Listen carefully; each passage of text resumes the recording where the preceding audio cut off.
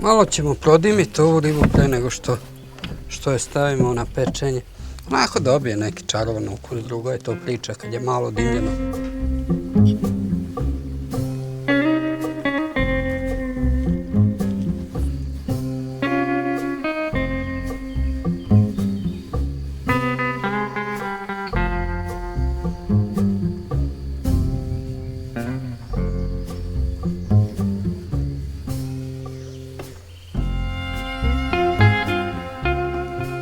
Bila je par sati usoljena i sad je ovo malo blago, ne sad tu nešto da se to, ali ovo je sasvim drugi ukus.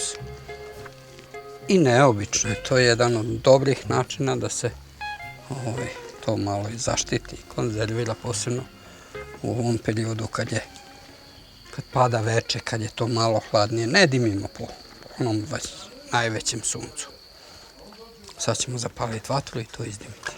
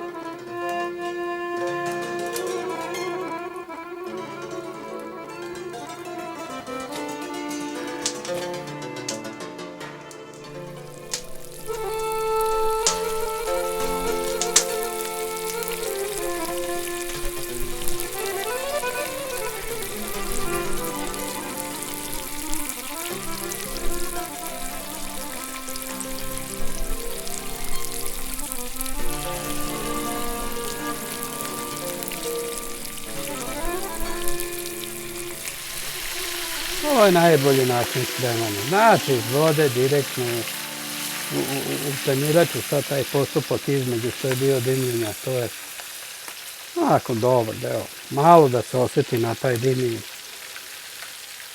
Pravac, ulje, mast, već kako voli i gotovo. Najčešće je to najjednostavniji i najukusniji način. Ne treba ništa komplikovati. Sve je to jednostavno. Samo ako hoćeš malo da se uskladiš s tim. To što priroda daje, to što ti njoj vraćaš, to što...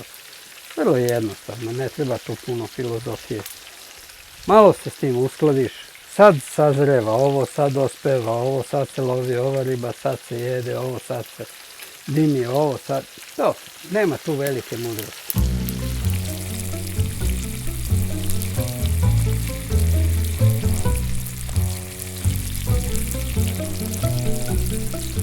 Da, ovdje sam već 16 godina. Prošle godine sam bio 4 dana u gradu u Somboru. I to od toga je, ne znam, rođenje unuke. Neki od tih značajnih događaja. Inače, Nemam neki posebni. 4 puta sam spavao, pardon. Inače, budem jednom mesečno.